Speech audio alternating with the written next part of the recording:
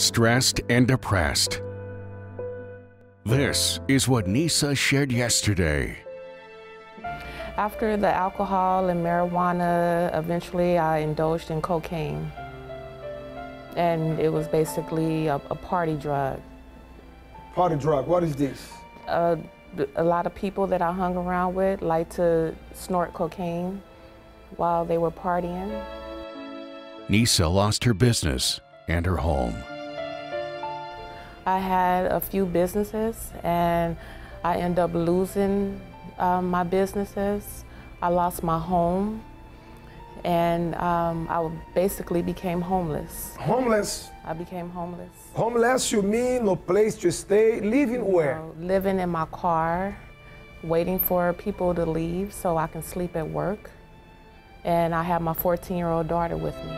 She felt embarrassed. It was very painful.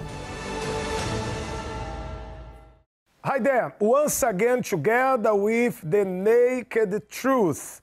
For you who are watching us for the first time, I am interviewing this couple here by my side, and his life was completely destroyed.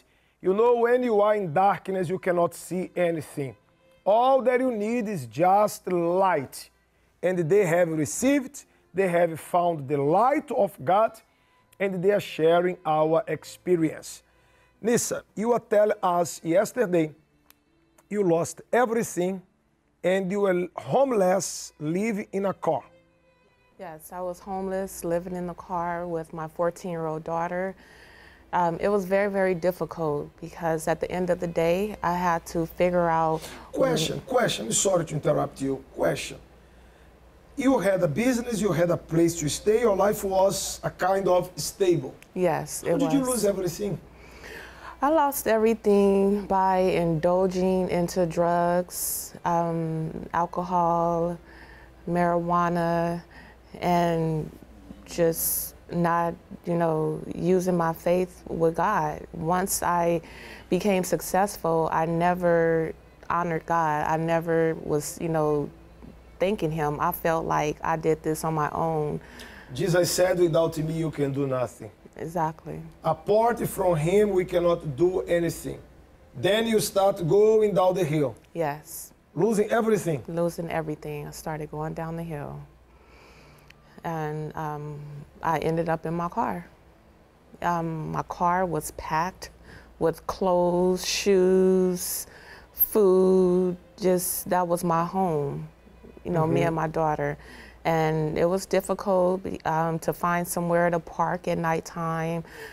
Sometimes I had to stay woke. Every time I heard somebody walking by, I would, look, thinking somebody is about to rob us or something.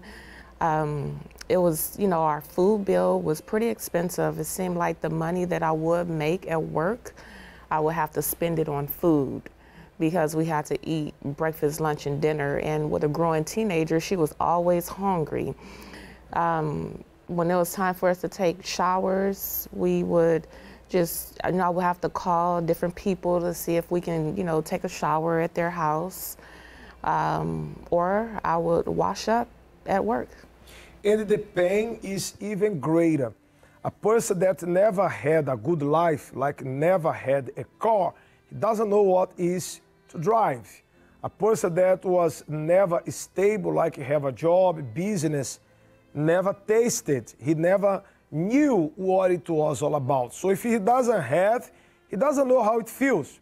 But in your case, you had a business, you had a place to stay, you had a stable life, then you found yourself inside of the car.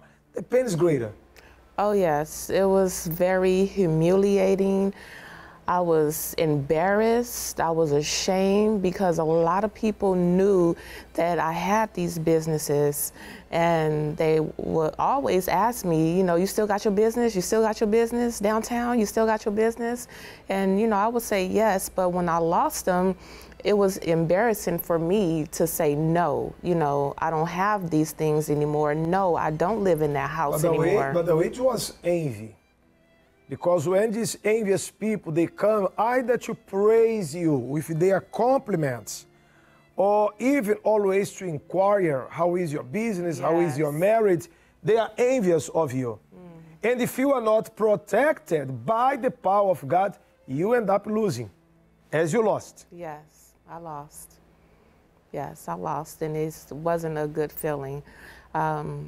It made me search for God because I felt like He was answering my prayers at one point, and then He shut the doors on me, and He wasn't answering any of my prayers anymore, and that wasn't a good feeling, and it caused me to drink and, you know, and smoke even more. So you did not stop? No, I did not stop.